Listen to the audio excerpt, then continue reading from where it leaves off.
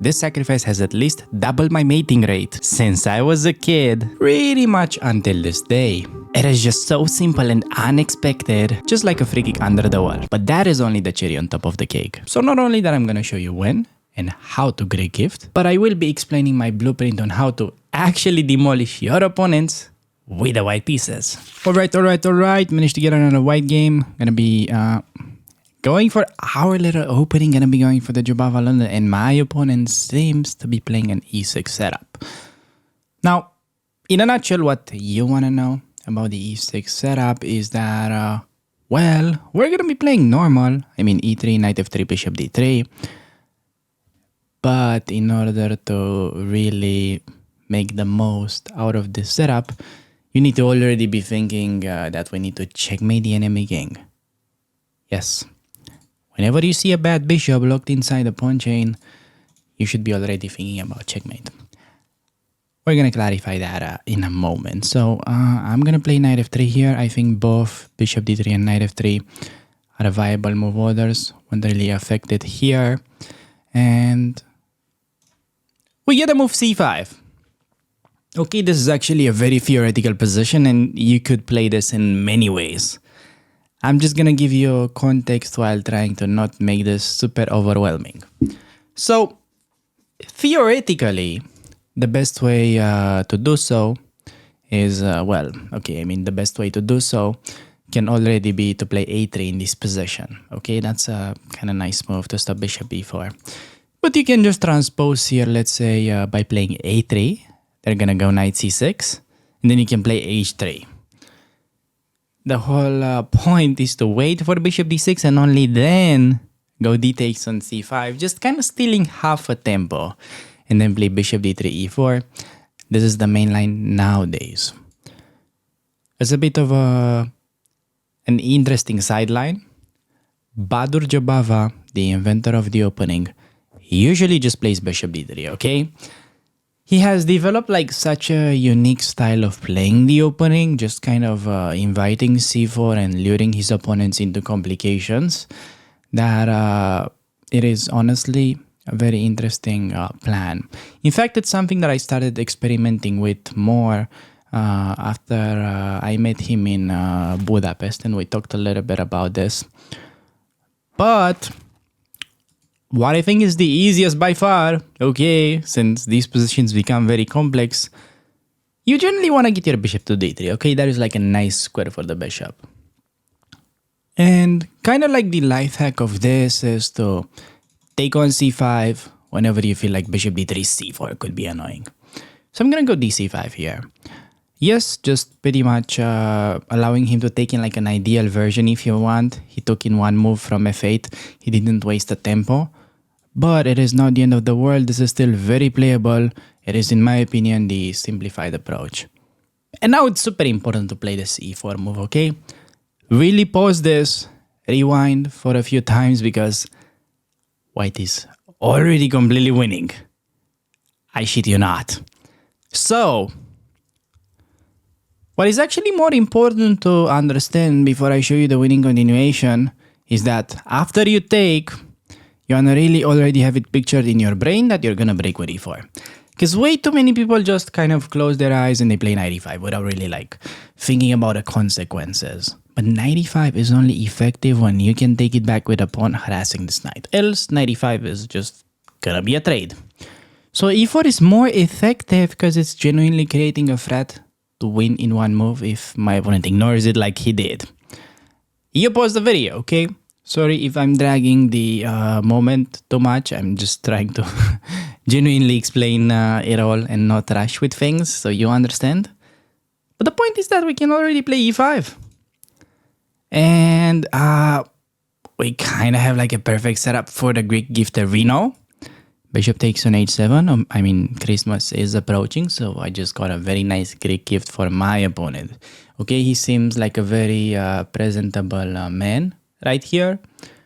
For sure, he will enjoy our Greek gift.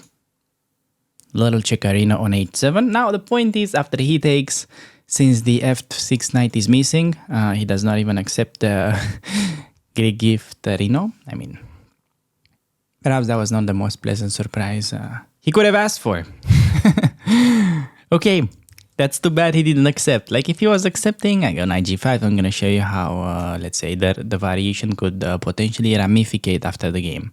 But now, you have two ways of playing this, okay? If you're having a hard time calculating what is gonna happen in the next few moves, bishop d3, just fine.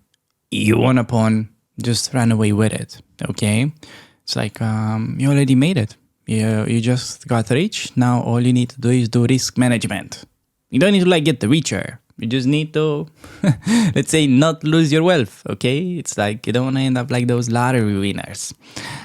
Additionally, if you want to go all out on the attack, knight g5, queen h5 could end the game immediately. The only question that you need to answer yourself and figure out if after g6 your bishop is getting trapped or not. Let's try to calculate, I guess. So, knight g5, g6, and say we go queen g4. Like, if knight e5, queen h4, just threatening a multitude of things.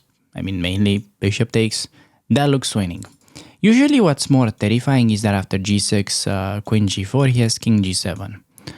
But in this position precisely, bishop takes g6 looks interesting. And after f takes, maybe fork, it gets a bit complicated. So, as you can see, even I have a hard time kind of telling you for sure what's going to happen there.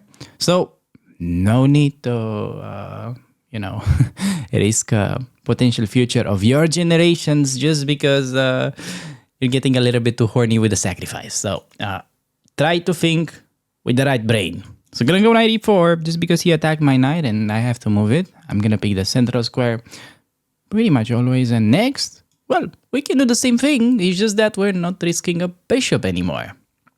So that is way better. Knight g5. Huja! Threatening queen h5.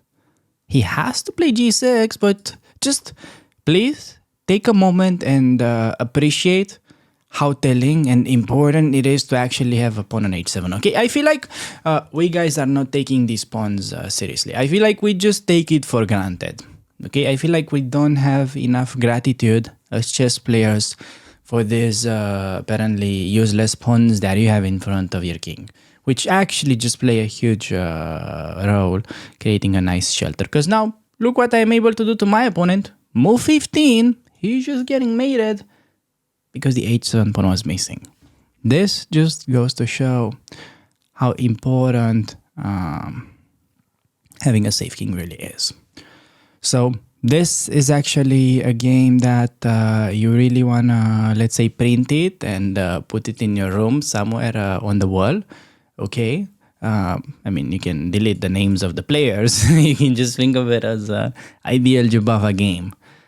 Because it has all went according to the plan, the only slight inaccuracy that I did, and I did it because I was kind of confused by my opponent's move further, is that here, let's say if you want to do the most precise thing, you can do a3. But I wanted to play the simplified version, which is knight f3. Just because bishop to b4, bishop d3, stopping knight e4 because we can take it with a good possession, that's not an issue. And on c5, I told you, all the three approaches, I think the easiest by far, do what I did in the game, take so you can play bishop b3 without a pawn knocking at your bishop, basically. And okay, then really the biggest and most important move that most of the players are missing is e4. e4 is usually not a move in this structure, let's say. But e4 is always played after you go dc5. Already, when you are going dc5, you should kind of think of it as, okay, I'm taking, just because I'm going to play bishop d3, and later on I'm going to break with e4. You should already have it written down like that. And then, I mean, after e4, if they take, white is just slightly better in this endgames because active against bad bishop. Really simple. If they push, you can move the knight. White is slightly better. Or you can go for something more interesting, which is e5. And if they just move the knight, same Greek-Carino idea, and then knight g5 with a mating attack, they have to sack the queen not to like lose immediately. And if they enter this carousel of taking on c3, you take on f6. First of all, very common blunder that black players are doing, queen f6. You pause the video and tell me the winning move. And no, it is not a great gift. Because you can just win the queen, no complication, white wins. Instead of that, if they go cb2, fg7, they promote, you can take there. And I mean, already I had this position many times. Yet again, you saw in our game how missing the h7 pawn was terrible. Imagine that we have even material, but just because his king is way weaker, we can play like c3, queen b1, harass the king. White is just much better in the long run. Okay? As long as you keep queens on the board. So, e5, very dangerous move. So, in case he ignores, e5, already almost winning. Okay, like somehow after knight h5, this is not losing. It's kind of weird. Like knight h5 looks losing. But most people, regardless, play knight d7. And then you can unleash the great gift. And when they take, the point is, well, first of all, king here allows this. You're winning the queen. Just discovery, pick up the queen. Easy. So really, the only kind of try to survive is king g6. Because if you go passive, it's kind of easy mate. Like they're gonna try, mate is happening here. And the only try to survive is this. But the problem is you can take and then this is very nice. Like you just end up checkmating by checks. I know I went a little bit quick there, but everything was forced. So really, only realistic idea is to go king g6. And now, the very nice and precise sequence is, well, queen g4 is what you generally want to be looking for. With idea to go for this discovery, but because knight takes on e5 comes with a tempo, it gets messy. Still, after this move, you're better. But it's even nicer to play queen d3. Only move not to get mated is f5. And then I like to achieve the same effect. Like this is pretty much unstoppable discovery. But notice that knight e5 no longer comes with a tempo. So if they play it now, I mean, we just win the queen. So this is just the safer way of doing it. This really should be kind of like a keystone in your whole Jobava repertoire. Whenever your opponent is playing this c5 break, and well, you're just kind of confused whether, okay, should I play bishop d3? Should I take? When do we take? When do we not take? And so on. People are usually confused, but as a rule of thumb, whenever you want to play bishop d3 and you feel like c4 is annoying, or let's say you already developed the bishop to d3 and you just feel like c4 is annoying in general, just go dc, bro. Just avoid it. Okay? What do you do when you see somebody that you don't like on the street and you just owe him money? It's not like you go and interact. You just try to go the opposite way. You can do the same here. So, with that being said, I think we can just move on to the following game. Alright everybody, boys and girls, getting another white game. Let's open it up with d4 and let's see what my opponent has in mind against our little cheesy opening. Let's see how are they dealing with the Jobava London these days. And we can already see the, what do you call this? The Chigorin, which can perhaps just be a mirror. Or they can lose with knight f6. Or he can play a6 and not lose immediately. Kind of no matter what he does, white is already very comfortable. So a6 it is, stopping knight b5. Quite a wise decision by my opponent. And here, you pretty much have two ways of playing this. I can show you the sort of universal approach, which is e3. And yeah, then based on what he does, like let's say bishop f5, we could play f3 and then g4 and just go for the typical Jobava pawn storm. Or I could show you a line that works really well specifically against the Chigorin, which is the move pawn to e4. The main point being that after de4, we're playing d5, kind of taking advantage of the misplaced knight. So let's go for e4. This is engine approved. I have already checked it for the Jobava course, and it is also a move that is very interesting and works quite well if they try to copycat you. So if bishop f5, instead of that, yet again, e4 is very dangerous. d4 and then d5. I believe in that position, white is already much better. And okay, knight to b4. White is winning in 5 moves.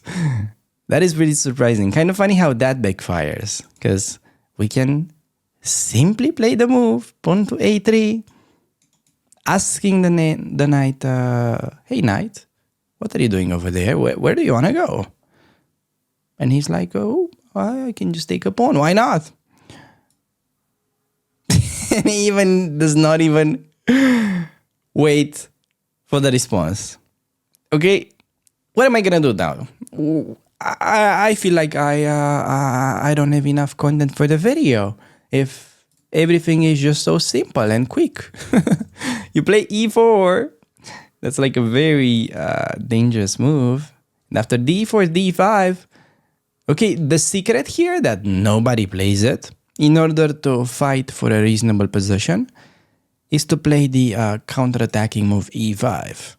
But really, trust me, I think nobody really plays that. Even according to the statistics, there's like a very thin percentage of players that ever find that. So if anybody plays knight c6, it's already a sign that they're a bit of a weaker player. So finding a very strong move like e5 becomes even less likely. So on this, I cannot really remember what my analysis says.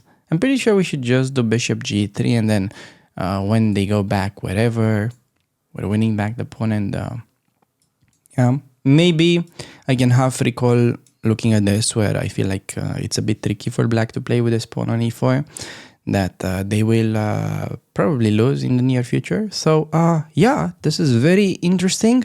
And a more common variation of this that you can actually get in your own games is if they literally just mirror.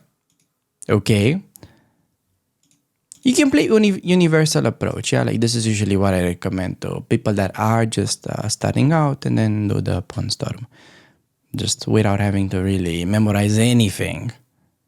But if you want to take it to the next level, I think this is going to be the main recommendation in my upcoming Jobava course. You can play e4, and the best move is to take with the bishop. Let me tell you something, nobody takes it with a bishop. So they will generally do this, and after d5, they will even go for ambitious knight before, like my opponent did. It's not losing immediately because he hasn't made the stupidity a6. But still, even after the knight goes back, I mean, you can play queen d4, long castle, even sacrifice with f3, bishop b5, check ideas. It's already like a +1, and black is getting completely toasted. Already on move 7, which honestly, it's pretty crazy if you ask me. So we didn't get to show this in the game, but you kind of saw this extreme example on how wrong, how quickly this thing can go. So Chigorin, remember, key idea to punish the early knight developed onto c6 is by going for this very aggressive e4, with the idea not to recapture, but to push, simply disturbing opponent's knight. And if, let's say, he was to go back, okay, now you can take the pawn. You can play queen d4 castle. You can play f3. You can play queen e2. There's just like, it's almost impossible to go wrong here as white. Just imagine you got a strong pawn in the center. You got 2 pieces developed. This pawn is about to drop, so already just a massive advantage in development. So, yeah. With that being said, I think it is time to just move on to the following game. Hopefully, I'm going to be lasting longer. I mean, the game is going to be lasting longer. My opponent has played very normal so far, and we are getting the starting position for the Jobava London. And okay, here he has a choice between a variety of moves, and there he goes. Bishop on f5. Basically inviting us to play f3, entering the dance of the pawn storm. I'm going to go f3, and then I'm going to go for the bishop hunt right away. I'm not gonna like hide my intentions, try to act like we're trying to do something different. No, we're literally straight up pawn storming him. Threatening to push, he goes h6. I'm gonna delay pushing h5 just because my favorite plan is to go g5 and later on take like this when the rook is defended, okay? You don't want to hang the rook. So I'm gonna play e3 instead, preparing bishop to d3, and that is just gonna allow us to trade the bishop while gaining a tempo, since this is a massive threat creating a weakness, and therefore I expect most of your opponents to take on d3, which is quite shocking that my 1900 rated opponent is not doing that. Wow, that is just a huge mistake. Okay, normally most people would take with the queen, knight e2, long castle, go g5. Easy play. White has great initiative. However, when they allow this, we just get even a better version because now we have a weak pawn to play for by immediately attacking it, forcing king f7. Just look at how wild that king really looks. And I'm gonna play knight e2 or castle. I mean, I think both moves are equally good. Knight kind of always develops on e2, and long castle is more or less always gonna be played when you are, overextending with these pawns. It pretty much means that we have no other better square for our king. Okay, opponent plays c5. Now, I could just castle, but that gives him c4, queen e2, and even though this is better, ideally we'll meet c4 with something like queen e3. So this makes me wonder, e4. Is that a good move? Because, in the grand scheme of things, the fact that his king is in the middle of the board can be exploited by opening up the possession. Something similar could be h5. So that on c4 we always have this check. So let's say h5, g5, move the bishop back, c4, queen check. King goes back, we castle long. He can force the queens off though, which is maybe something that I'm not a huge fan of, just because I would like to keep the attack flowing with his king being in that position. Now, only thing that there is to kind of last check, e4, takes. I can even take it with a knight. So this is a thing, just sacrificing the pawn. But when you even have like a simple backup, take it with a knight, I think it goes without much thinking that e4 is one of the best moves. Just trying to sort of squeeze the most juice out of this. Key idea, as I mentioned, c4. You want to have the improved queen e3. It's just even slightly better than playing queen d2, and the queen could deal some damage on e6 in some variations. Okay, opponent is playing bishop b4. I could just castle. I could go e5. I should not play g5. Okay, because that allows takes, and then your rook is in trouble. Now, if e5, it forces his knight onto a pretty awkward square, but on the other hand, it's kind of blocking the position. So I think here, just castling, keeping options to, perhaps, why not open up the position one day? We may ultimately end up playing e5. That's not an issue. It's just a matter of trying to be as flexible as you can while making these decisions. So, yeah, what I think it's quite important to mention is that my opponent's bishop is quite misplaced. Like, he would love to have the bishop maybe e7 rather. Why? You may be wondering, this just looks like a very active bishop. Well, the main source to create counterplay for him would be to push down these pawns, but notice that the bishop's kind of staying in the way. So for this reason, yeah, I don't think that's very efficient, but it's actually a very common pattern for players, I would say, below 2000 at pretty much any level, that they would randomly develop their bishop to this square just because it looks active, but is it really active? That is always the question that you should have on your radar. And he goes a5, which sure, it's kind of like part of the plan. Like, he sort of understands that he needs to push, and well, he just decides to go for it like that, but it's just too slow. simply because we already have one of these moves to open up the position. This should give us a very nice initiative. I'm not gonna go a3, that's like not even attacking the bishop because he could ignore it and he may be getting interesting play with the open file. Is it worth to consider knight b5 maybe infiltrating? I don't really think so. e5 looks like natural move. Alternatively, I could play bishop g3 with maybe knight f4. But it's not really striking me as, so natural. It's just a bit slow. I feel like the plan is to go e5, knight e8, and then h5, g5, bishop g3, so that we have clear target on g5 to break with f4. So I'm gonna do it like that. e5, target the knight, no matter where he goes, I'm gonna go h5, he'll try to keep it closed, and then we move with f4 to come. I think this looks pretty logical. I hope at least. You guys let me know in the comments. Even though it is a position where your advantage is so big that it can pretty much be better with any legal move that you make, unless you blunder something.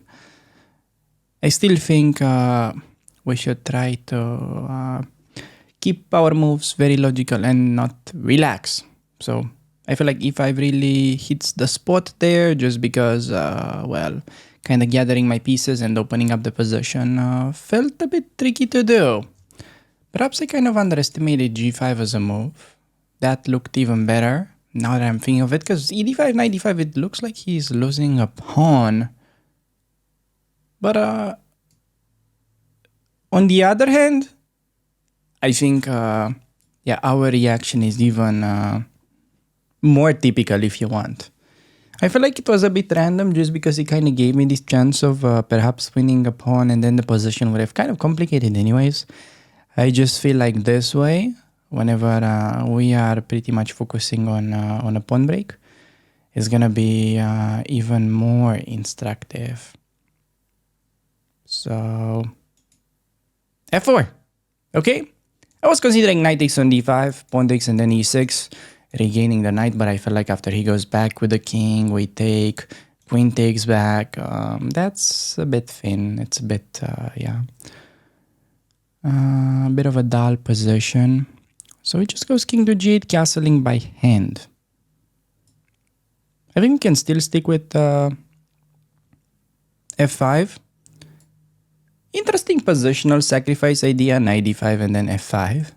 And we have two pawns in the middle and we're kind of dominating him, but no need to sacrifice the piece when f5 simply works, because after he takes twice, the pawn on d5 remains undefended with a better position for us. So no need to complicate it. I'm just going to be taking it this way. Notice that kind of both knights are terribly placed.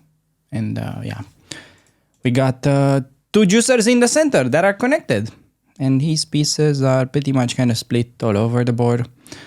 Just imagine if we move back the knight, push d5, d6, e6, we can just literally push these pawns down the board and we're going to be getting a winning position.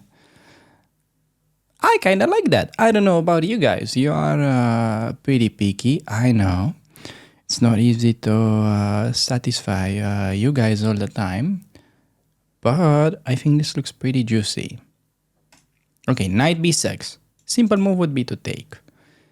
However, I cannot really play d5 after, since my queen will hang.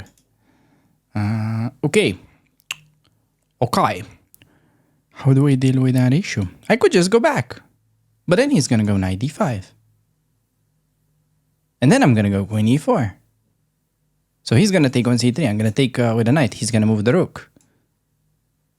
And that's pretty good. Okay, I'm just gonna literally stick with our plan. Knight c3, d5. I don't really think he can stop that. Okay, I could be wrong, but I don't really see a way for him to stop it. Wait, can he? Let's check again. So knight e5, I was thinking queen e4. But what if he takes and then he plays knight e5? And then queen e4, knight c3. I got queen to f5, not to forget about knight e2 check and then knight takes on g3. I've got queen e6 check, king h8, and then rook e1. Where just because his knights are kind of split all over the board, I think we should be completely winning. But yeah, it's perhaps something I should have seen in advance. I basically had all my money on the fact that he's gonna play this move. That I think it's even a worse version. Because whenever he takes with the bishop, we're not forced to take it back, but we can take the rook. So yeah, I just felt like he has to do this. This is a blunder because knight e2 picks up way too many pieces. I gotta do it this way. But he's unable to ruin my pawn structure. That's the difference because the rook is hanging. So yeah, in my initial calculation, I thought he goes back, but then d5, and I mean, pardon me, but I don't think it's really possible to stop these pawns at this point. So yeah, that is pretty juicy. Gonna go d5, gonna let him take, because even if, yes, my king feels a little bit vulnerable, let's just take a second and appreciate the dominated knight on h7. Okay, this is exactly like in those pictures. Like, you know, life gives you a lot of opportunities, and then there is a picture of this knight on h7. Like, it cannot go there, it cannot go there, it cannot go there. Man, that's a pretty sad night to be. I wouldn't want to be that knight. Okay, all right. This is tempting, threatening to fork, but it allows his knight back. So I'm gonna push this way, and perhaps checking, picking up the pawn. I will have to probably allow this knight to f6 on the next move, but as far as I get those pawns onto the 6th rank, I think, you know, we can afford many things. So it's actually been so long since I had 2 pawns that are just so beautiful and so strong. This is just something very special that I'm happy we're able to show this on the channel. And one idea that could happen in the future, okay, let's imagine we push the pawns here. I could sacrifice for the rook and then promote. But okay, here first move we can take with check. So let's say we do this, king there, and then maybe e6. He's gonna go rook c8. Do we have a beautiful sacrifice? I don't see a beautiful sacrifice. So better not to take and play this. Because on knight f6, I mean, I wanted this, but he could still play rook c8. Because e7 check, he takes my queen, and I don't want to trade like that. So knight f6, probably I'm going to have to make an whatever move. Okay, he goes queen f6 instead. Looking for something spicy. I could play e7, win the rook. I think that's important to start with. Okay, I'm fine. Like, you can take this as long as I take your rook with check. I will try to defend checkmate somehow. I mean, even bishop e5 nicer. So that shouldn't be an issue. And I'm pretty much considering he plays there. But then I go d7 and notice that it's very important that rook e7, the rook remains undefended. So these are the best pawns that I ever had, okay? I've never seen 2 pawns like this that go together so nicely. It's just like so satisfying. Just look at them. I told you like 10 moves ago, we're doing exactly that. And obviously forgot about the rook. Now, I can take the rook and then promote another queen. Promoting another queen is pretty nice. I can also just trap his queen. But I think I'm gonna do a nice little simplification trick here to make your task way easier. So I'm thinking to sack this because after queen takes, I can promote, and then on rook e8, we should have something Gucci. Huh. Okay, no need to rush. I mean, I can do this and he pretty much has no checks, so I guess just queen. No need to like find anything nice here. Just promote, dude. 2 queens on the board. Ooh, when is the last time you have had 2 queens in your game? Not to mention in your life. So without the intention of shaming you for that or anything, that's just pretty dope.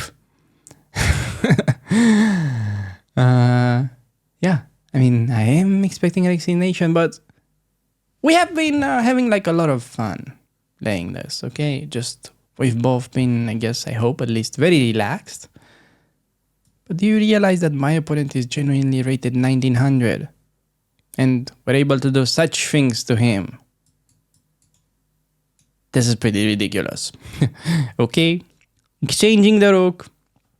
And I'm gonna give us a very solid 94. Let's check it.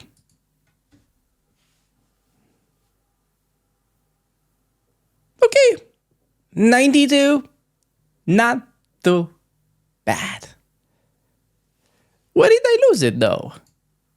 Where did we make any mistakes? So, this was theory. E4 felt like a good move. Now, castling. And yes, I could have gone g5. I kind of assumed that this is the moment where I made a slight inaccuracy. I should have gone just g5 and then win the free pawn.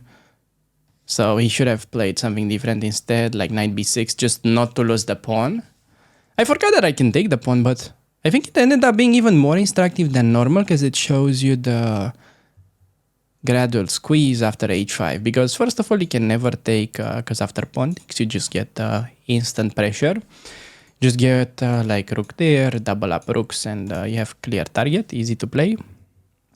And after g5, you get to break with f4, and all of a sudden, from a position where I know a lot of you may be getting your opponent's king to f7, but then because you tend to rush, you're not able to get, let's say, full conversion of this, I guess. In fact, what I believe a lot of people would do, they just rush with, let's say, h5 move, they go g5, you try to like instantly prematurely attaculate, and then, I mean, he gets to trade your queen, then the endgame, all of a sudden you realize it's not so simple. So in order to avoid this, yeah, don't rush with the check. And I think the way we pushed pawns here is just like super instructive, okay? e5, h5, he has to go g5, but then this is gonna be able to get hooked by f4.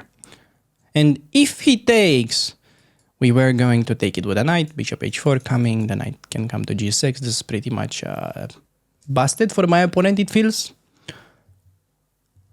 If he doesn't take, there is f5 to come. And just like in the game, you saw how effective it was to trade the f5 pawn for the d5 one. And then this should be pretty easy. Okay, knight dc3 was maybe like a slight mistake apparently. You could also keep it simple, I guess, and do queen e4. Yeah, queen e4 I kind of, I didn't consider, to be honest. This was pretty easy as well. I played knight dc3 and just to kind of highlight on the board the crazy variation that I was calculating. This is pretty much what I was going over in my head. I just felt like because his knights are kind of split around the board that my pawns should be devastating. I felt like rook and two pawns connected should be, yeah, killing. I mean, I can take this as well.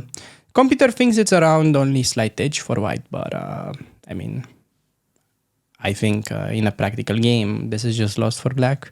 It's very hard to do anything with those knights. With these knights! I'm gonna push these pawns, or the juicers. So, yeah, 95 was even easier. And once the pawns started rolling, hallelujah, there was no way to stop them.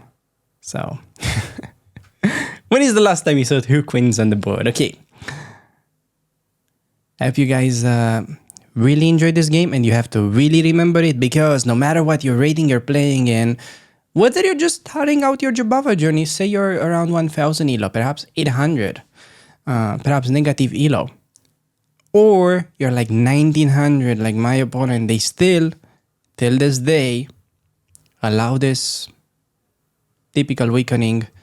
And it's important to understand how to methodically push your pawns here. Like, your pawn goes to e5, h5, then final break happens with f1. And white has very easy play. So, with that being said, I think we can move on to the following game. gonna start with the knight, and opponent hits me with bishop onto f5. Now, the thing about this is, if you ever seen one of my videos in the past, you may be very tempted to play the move f3 right away. Because I have this thing, whenever the enemy bishop lands on f5, I like to go for the pawn storm. However, first, you want to make sure you get your bishop developed to f4, okay? Pretty much this is, let's say, completing the Jobava London setup. And only then, we're going to be playing f3. So he does a6, stopping any knight b5 potentially. I am just going to go in for the pawn push. He has one move back. And yeah, I'm going to do h4. Here it's a bit of a, let's say, strange version for him because he has not developed the knight to f6 yet, which would be more common instead of pushing this pawn, if we could take that back. But I don't think it should really change much in the big scheme of things. So h4, threatening to win the bishop. He has two ways of playing against h5. Important to just push. And on this, I do believe that it is far easier to play e3 and bishop to d3, always taking it with the queen in the pawn storm variation. I'm referring to the pawn storm variation whenever we have this specifically on the board. And the main reason why I'm delaying pushing h5 is that, well, sooner or later, I will go g5, and the plan is to take it back with a pawn, potentially harassing the knight that will, I guess, eventually land on f6. But maybe not in this game. Since he decided to play knight e7, I guess just being a little bit afraid of a potential g5 coming. Well, I don't care. I'm just going to castle. I'm not like particularly worried about this bishop. Notice that I have the option of playing a3. Kind of asking him to show his hand. But I do believe that the bishop, since it's not having any real pressure, we can always comfortably recapture with a knight. I do think that this piece is a little bit misplaced. It's not doing very much. Therefore, investing a tempo on a3 just to win it when we have other more useful things to do wouldn't be the most optimal thing. So I haven't done that, as you can already see. And the opponent just played knight to a7. Okay, knight to a7 is a weird move. Usually this knight retreating moves, generally any retreating move in chess is pretty questionable if you have to do it. Now I got a choice. Normally, if his knight would have been on f6, I would have been more than happy to play g5. It was pretty much like trainings, hitting my opponent in full speed. Like g5, targeting the knight moves, we push, or whatever. You guys know how that is going. Surprisingly, this may still be very interesting. However, I think the biggest notable difference is that since his knight is no longer on f6, I could play e4. That's one potential difference. The main point is that with his knight on f6, maybe he can take and then pick up my pawn from g4, which can be a bit annoying. So e4, probably the best. However, you know, I like to keep things very simple, and I do know, or at least I guess, most of you would find it easier to stick with g5 regardless. Okay, there's also one positive side of playing g5 while his knight is on e7. Because with a knight on f6, picture that, it could be annoying if my opponent can get a good version of blocking the king side with knight h5.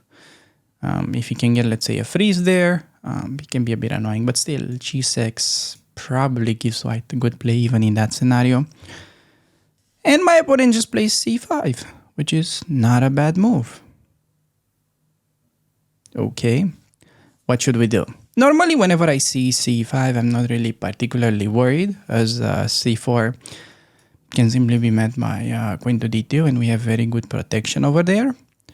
Now, I think pretty much it comes down between two main moves. I can do e4, with the idea to meet c4 by playing the improved queen e3. I'm saying improved just because the The queen is slightly better placed on that square. Let's say the king can still run away if needed. The queen, let's say, sometimes puts very nice pressure in the center. Like imagine e d5 and the knight it could be pinned in some variations. Or I could just play this move, hoping that he goes c4 and then we hit him with the intermezzo.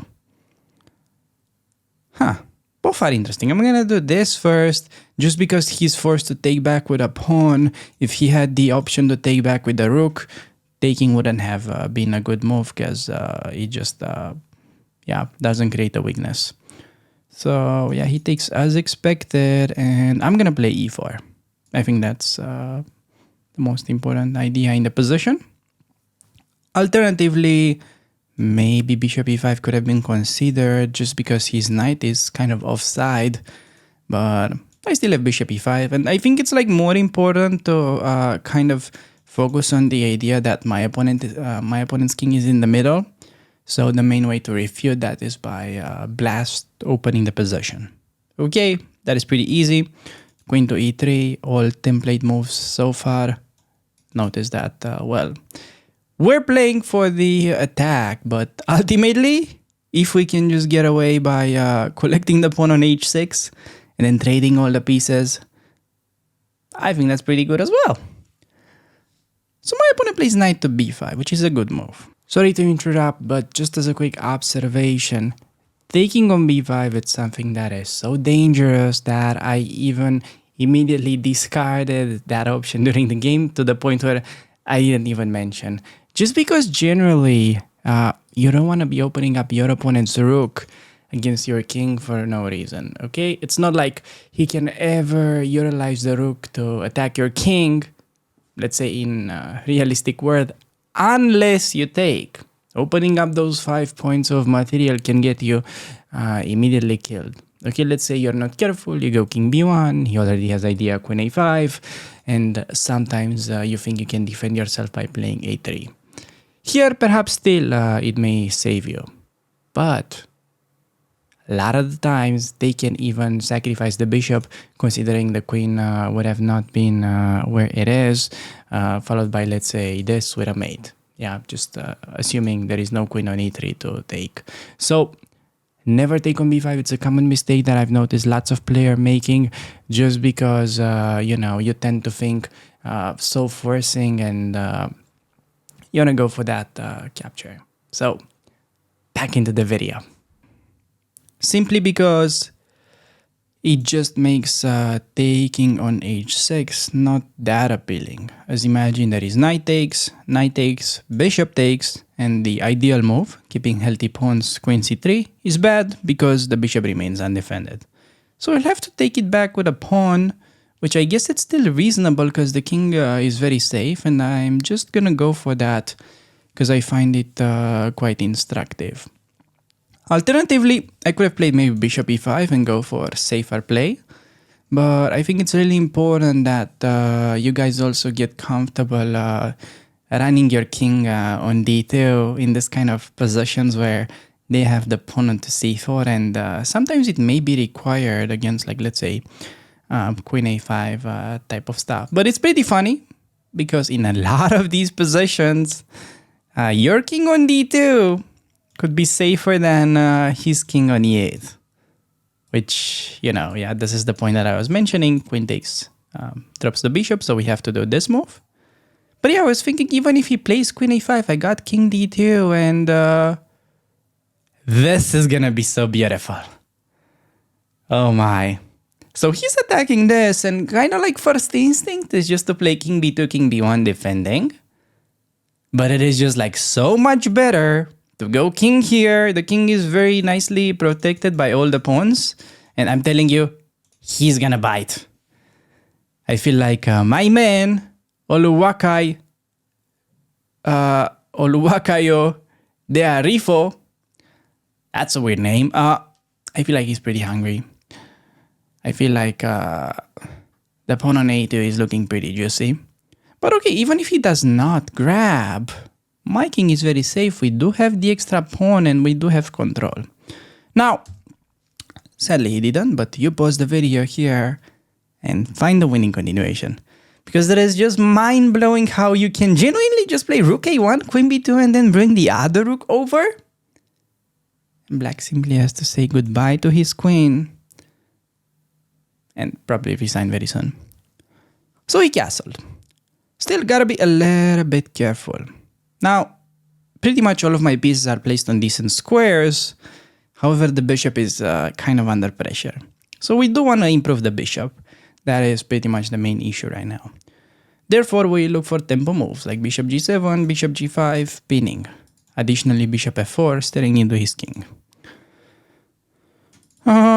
This, let's say he tries to unpin. Okay, that's a move. And then I guess we can try to push the h-pawn down the board. I could play bishop f6 as well.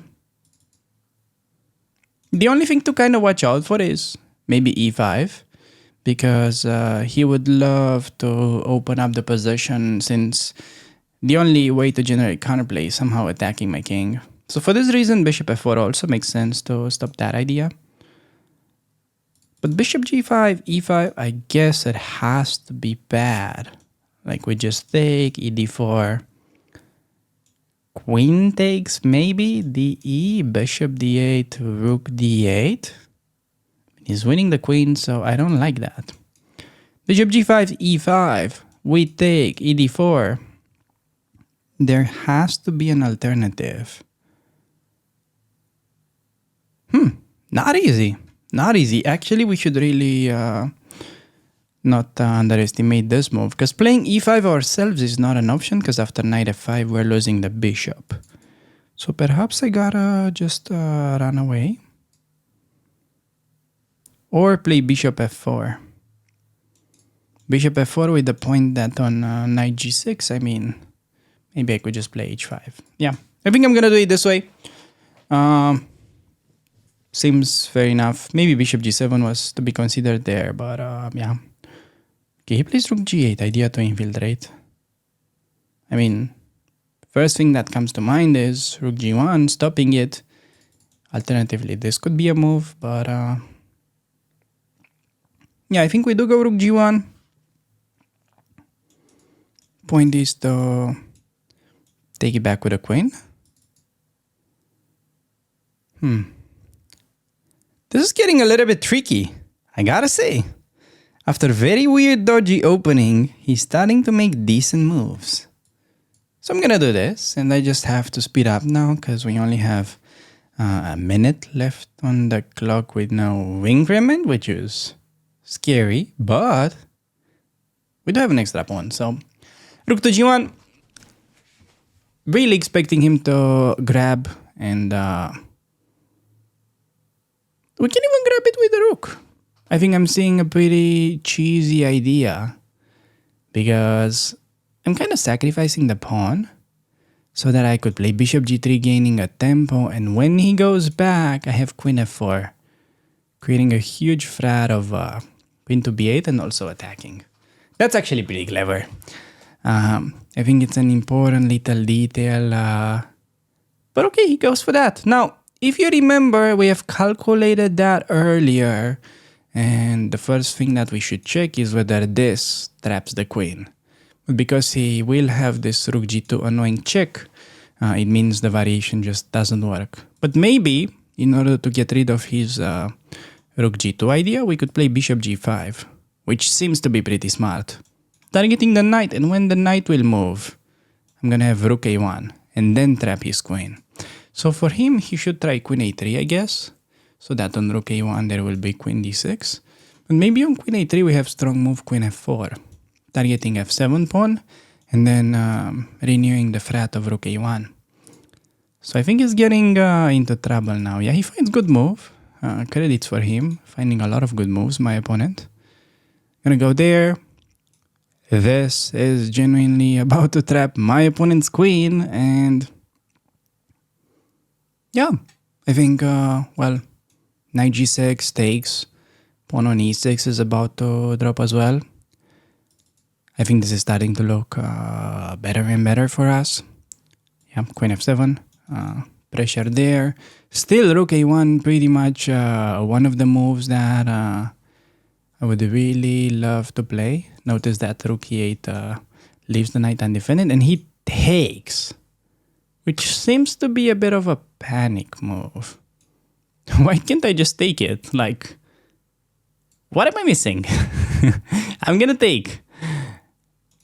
Rook is under pressure. He takes there. I could throw in this move. I'm just gonna take. Bishop is untouchable because that would leave the back rank kind of vulnerable. And okay, apart from that, rook g7, quite annoying to deal with. But opponent finally collapsed, allowing a very funny ladder checkmate. Okay, that is pretty hilarious. Only move to go queen back, and then we will just mate. Now, what accuracy level do you guys think we should get for this game? I'm gonna say this should be very solid. I'm gonna give us like around a 93 accuracy. And to my opponent, I'm gonna give him like an 80. I think my opponent played not bad at all. He found quite a lot of interesting ideas and he was looking forward to generate counterplay. Now, let's see what chess.com thinks about it. Okay, so apparently we get like an 89 and my opponent only a 70. While I was recording, I realized that there is quite a lot of content that doesn't make it into the longer videos and apparently just gets wasted. So I figured out it may be a good idea to make a second channel. So here it is. You have it on the screen. You won't really find it if you search for it because it's new. But make sure to use the link from the description. I'll also add like a pinned comment, I guess. So yeah, thank you guys for watching and I'll see you there.